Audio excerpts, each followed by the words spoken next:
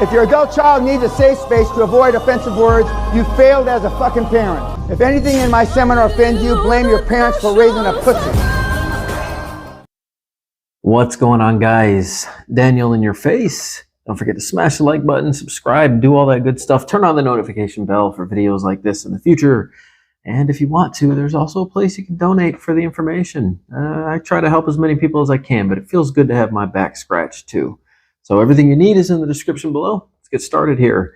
My topic today is going to be scooter maintenance. So let's say you bought a used one or a new one, 50cc, 125, or 150cc. This is going to apply to most of the Chinese scooters that have GY6 engines based off of the Honda Ruckus engine from the 80s. So there's not really a great maintenance guide out there. And I did a live stream the other day and somebody asked about maintenance. And so I kind of want to go through what to do if you buy a new scooter, a new Chinese scooter, 50cc through 150cc. Most likely it's going to probably be Chinese if you're buying in that cc range, that small displacement range. So the first thing you need to know is when you get home with your scooter, it's probably going to run pretty good just because it was tuned at the dealership and they set it all up for you. But there's a few things that you need to understand. The oil that comes in the scooter is break-in oil, which means after the first 300 miles, you want to change that oil. Now, me personally, I use semi-synthetic Valvoline 4-stroke motorcycle oil, 10W40. You can use whatever you want. However, if you want the longevity of the engine to last for a good period, a good duration of time, and you want to get about 20,000, because here's the thing, these Chinese scooters normally have catastrophic engine failure between 10,000 and 20,000 miles. Now, I'm not saying people haven't seen more than that, but that's about what you can expect to get out of the engine with proper maintenance. Some people get really lucky and theirs go for a very long time, but most of these will pretty much crap out between 7,000 and 10,000 miles for whatever, cheaply made, there's not much quality control. So be mindful when you drive these things around. Every mile you put on it is that much closer to the death of the engine. But you can definitely help the longevity of the scooter last a while if you just use good oil and you change your oil often. These are high revving machines. So for me, I would say I use Lucas semi-synthetic 1040 4-stroke motorcycle oil. That's what I put in all mine, and they last forever. I mean, as long as you're not beating these things senseless, they last forever. But you want to change your oil about every 12 to 1,500 miles. It's 1 quart of oil, and you're not even using the full quart. You're using 3/4 of the quart of oil, whether it's a 50cc or a 150cc. It doesn't matter. They both take 3/4 of a quart of oil. Okay, so you're only spending $7 every 12 to 1,500 miles to change the oil. That's pretty reasonable, I would say. It's a lot cheaper than a car. The next thing you want to do, change your gear oil. It takes 80, 90. Normally GL3 through GL5 will work just fine. I use 80, 90 gear weight GL5. That's what I put in mine. You can pick it up from most of your local stores, auto parts stores. They carry it. I use Lucas. Once again, I'm a big fan of Lucas, so I use Lucas. But yeah, you're going to want to change that gear oil. It's pretty much still break-in oil. And the idea is that your first oil change across the board for your gear case or your drivetrain in the rear, the CVT case, and the engine oil after the first 300 miles is because there's going to be little engine shavings and little chunks of stuff from the manufacturer that need to come out. You don't want that stuff to keep recirculating through the gearbox or through the engine. That's just going to cause havoc. It's going to wreak havoc on the system. You don't want to do that. You want your scooter to last a while. So within the first 300 miles of buying a brand new scooter, you're going to want to change your oil in the rear drivetrain, the differential, and the engine oil. After that, here's what you want to do. So your basic oil changes is every 12 to 1,500 miles. Once you change your gear oil, you shouldn't pretty much ever have to change your gear oil again unless you have a problem. But once you do that, like I said, you understand your time frame for changing your oil in the engine is every 12 to 1,500 miles.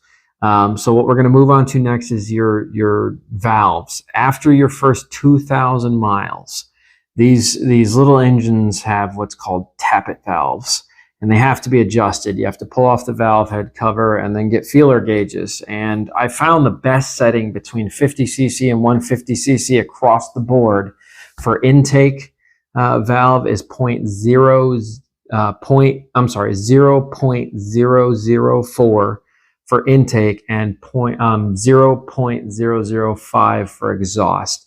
That is between 50cc and 150cc, and you're going to want to do that every 2,000 miles. If your valves get too tight, it'll create a problem. If your valves get too loose, it'll create a problem. If you want your scooter to stay start and run easily every single day, then you definitely want to do your valves every 1,500 to 2,000 miles. You can do it at your house. It's really easy. Basic tools is all it takes, and a set of feeler gauges. It's really simple. I have videos of how to do it.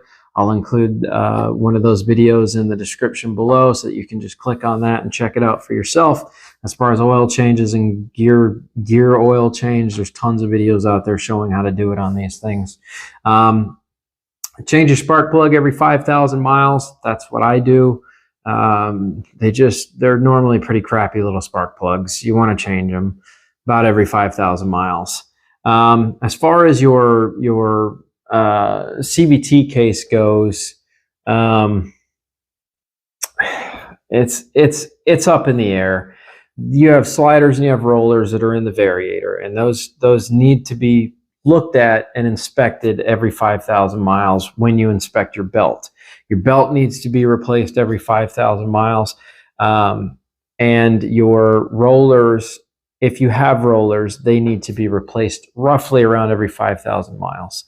And if you really need to weigh them so that you can see what they weigh. That way, when you order new ones, you can put the same rollers in that came out. You don't want to get offset rollers that weigh different amounts, because then it's going to cause your CVT to react weird to different weight rollers. It wasn't designed for heavier rollers or lighter rollers. You'll end up with weird RPM ranges on your scooter. So ideally, you want to take out a roller and see what it weighs, and then try to match up the closest you can to the weight of that roller or slider.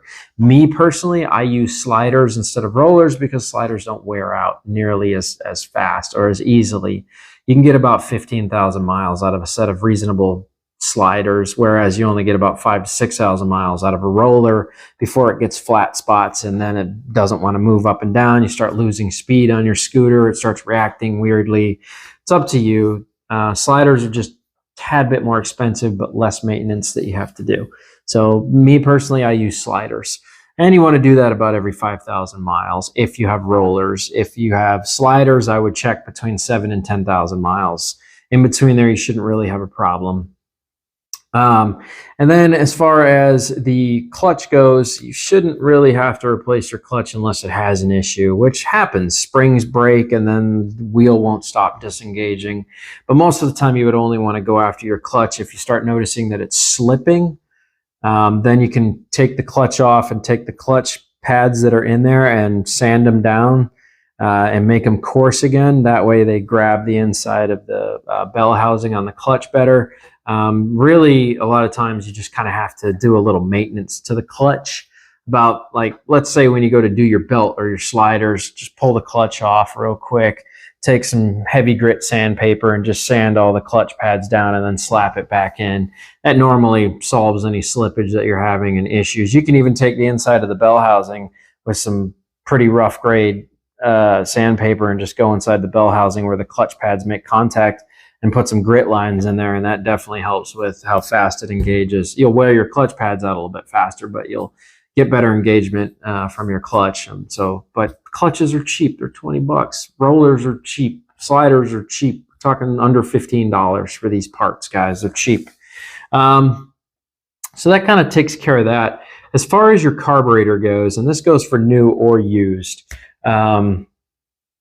look, guys, ethanol-free fuel. If you can get your hands on ethanol-free fuel, run ethanol-free fuel. A lot of gas stations have ethanol-free fuel at the gas pump.